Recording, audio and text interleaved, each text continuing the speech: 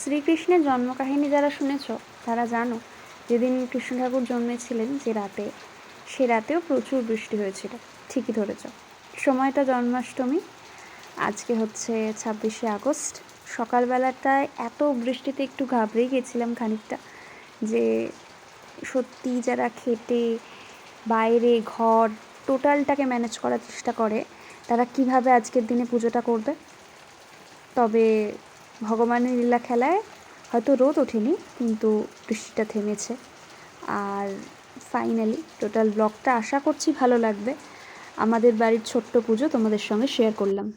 ওই যে বললাম, বৃষ্টিটা থেমে গেছিলো ঠিকই, কিন্তু রোদ ওঠেনি। বসে আছি এখানে, মা মোটামুটি কাজ শুরু করে দেওয়ার চেষ্টা করছে, আর আমি এখানে বসে আছি কারণ আমি ভাবছি আমি কি করব। আমি এখনও কিছুই কাজ বুঝে উঠতে পারছি আমি কী কাজ করব।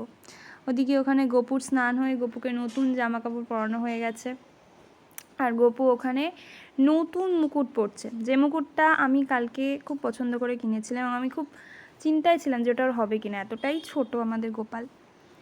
তো মোটামুটি মা সাজাচ্ছে আর আমি বসে বসে দেখছি আর ভাবছি যে একটা পুজোর পিছনে কতটা মেহনত হলে একটা পুজো সাকসেসফুলি কমপ্লিট হয়। আমি বসে বসে ভাবছিলাম আর দেখছিলাম আজকের ওয়েদারটা যাতে ডিটোরিয়েট না করে দেয়। তারপর মোটামুটি গোপু আমাদের সিংহাসনে বসছে আর আমি ভিডিও করছি। এত সুন্দর লাগছিল গোপালের এই ফর্মটা, আমার খুব ভালো লাগে। এত ছোট গোপাল, আসলে একটা জিনিস আমরা মিস করে গেছিলাম, সেটা হচ্ছে ময়ূরের পালক। ময়ূরের পালকটা যদি থাকতো তাহলে আমার মনে হয় আজকের পুজোটা পুরোপুরি সাকসেসফুল হতো। এখানে যে এত ভোগ দেখতে পাচ্ছ, এই লুচি, সুজি, নারকোল নাড়ু, তাল ফুলুরি, এই টোটালটা দিদা করে আনে। প্রত্যেক বছর দিদা করে আনে। একটা পুজো হওয়ার পিছনে কতটা নিষ্ঠা, কতটা শ্রদ্ধা ভক্তি থাকলে একটা পুজো হয়, সেটা শুধুমাত্র যারা পুজো করে এবং যারা পুজোটাকে সম্মান করতে জানে তারাই একমাত্র জানে। আর শুধু পুজো নয়, প্রত্যেকটা বড় কাজের পিছনে কতটা মেহনত থাকলে সেটা সাকসেসফুলি কমপ্লিট হয়, সেটা শুধুমাত্র যারা মানুষটাকে সম্মান করতে পারে বা কাজটাকে সম্মান করতে পারে তারাই বোঝে।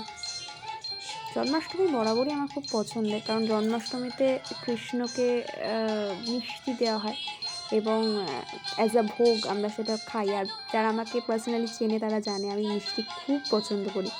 তাই পার্সোনালি আমার জন্মাষ্টমী একরকম ভোগের জন্যই ভালো লাগে, ইউ ক্যান সে। বাস আজকের দিনটা আমি প্রথম থেকেই বললাম, সকালবেলার ওয়েদারটা এতটাই খারাপ ছিল, আমি ভাবলাম হয়তো দিনটাই আজকে মাটি করে দিল। কিন্তু ওই যে শ্রীকৃষ্ণের লীলা খেলা আলাদাই। বরাবরই জ্ঞান প্রভু নিজের সংকীর্তনে ঘরে ঘরে হরিনাম দেন সর্বজনে উচ্চস্বরে কাঁদে প্রভু জীবের লাগিয়া চেতন করেন, চেতন করান জীবে কৃষ্ণ নাম দিয়া চলো চলো করে আঁকি তাই জল ঝরে জগৎ পবিত্র করিলা গৌর কলেবরে ঝলমল মুখ যার পুণ্য শশধর এমন না দেখিয়া দয়ার সাগর টলমল করে অঙ্গ ভাবেতে বিহবল ঠমকে ঠমকে যায় বলে হরিবল দোরই কৌতুক কৌটির উপরে ঢলিয়া ঢলিয়া পড়ে গদাধর করে আনো পর সংজ্ঞা আরো পর সঙ্গ গোড়া না শুনে শ্রবণে তান মন জ্ঞান রসে মজাইয়া মনে স্থির নাই হয় প্রভু নয়নের জল দিনহীন জনের ধরিয়া দেন কল ধোয়াইয়া পুরো প্রীতি পর সঙ্গ না জানি কাহার ভাবে হইয়া বিভঙ্গ প্রেম রসে ভাসাইল অখিল সংসার ফুটিল শ্রী বৃন্দাবনা ফুটিল শ্রী বৃন্দাবনে সুরধনী দাস ব্রহ্মা মহেশ্বর যারে করে অন্বেষণ ভাবিয়া না পান যারে সহস্র বদল মত্ত মাতঙ্গ গতির মধুর মন্দ হাস যশোমতী মাতা যার ভুবনে প্রকাশ রতিপতি সমরূপ অতি মনোরম লীলাপাল লাবণ্য যার অতি অনুপম বসুদেব সুত সেই শ্রীনন্দনন্দন সচিব নন্দন এদের গলে সর্বজন সরভুজর উপল হইলা অত্যাশ্চর্যময় সভাকার প্রাণধন গোড়া রসময় হই হরি বল ভাই কর মহাযজ্ঞ কৃতিতলে জন্মি কেহ না হয়। বলেছিলাম না ধনুচিটা আমার ডিপার্টমেন্টে হবে, কোনো কাজটাই আমার করতে দেওয়া হয়নি, শুধু ধনুচিটা আমার ডিপার্টমেন্টে ছিল।